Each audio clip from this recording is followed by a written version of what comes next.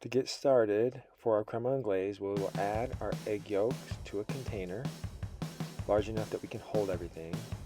I use a rubber scraper to make sure we get everything out of there. Next, we're going to whisk in the sugar and make sure that it gets combined. We're going to mix it really well, make sure all the egg yolks are broken up and the sugar's mixed really well. Then we're going to add the salt and our vanilla bean paste, again using a rubber scraper to get all of that goodness out of there.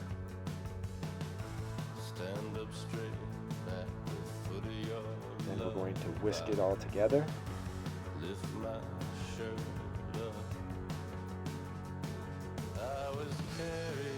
Mix really well. Then we will add our milk, whisking it a little more gently to start so we don't splash everywhere. Once that's combined very well, we can add our cream. Again, using the rubber scraper to get all of that cream out of the container. This ensures we're not wasteful, but it also ensures we're getting the right amounts of everything in there. Mix that together really well. Next, we're going to we're going to use the immersion blender just to make sure that everything is combined really well. You can see on the sides there's still some residual egg yolk. We want to make sure that that's all mixed in really well together so we don't have bits of cooked egg in there. We want a nice smooth creme anglaise.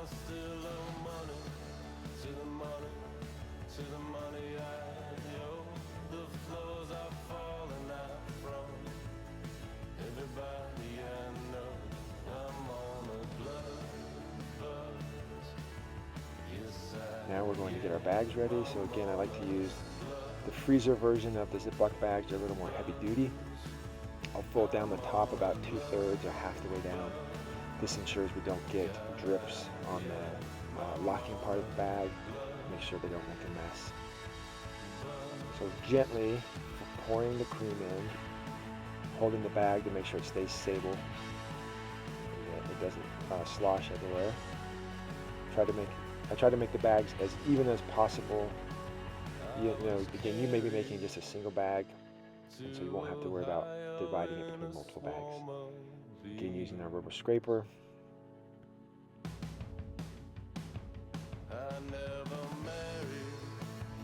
And to get the bags, we want to get all of the air out of the bag so that when we're cooking it in the water bath, they're not floating around, or the air's not popping up to the top. We want them to stay submerged.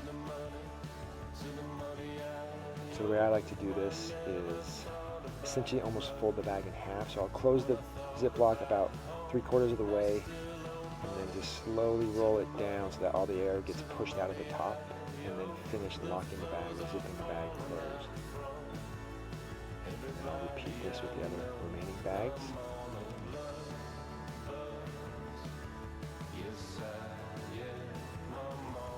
And getting all the air out.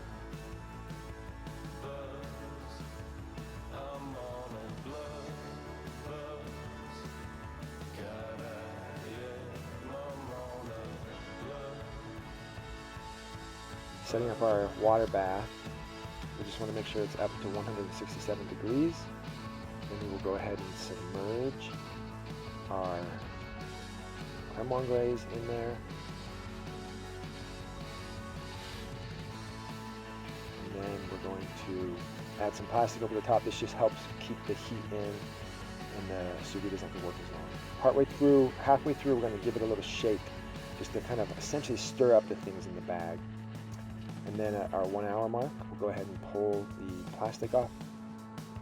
And then we will go ahead, we can remove the bags. I like to let them just sit and kind of cool on the counter for just a little bit before I go ahead and get them stored.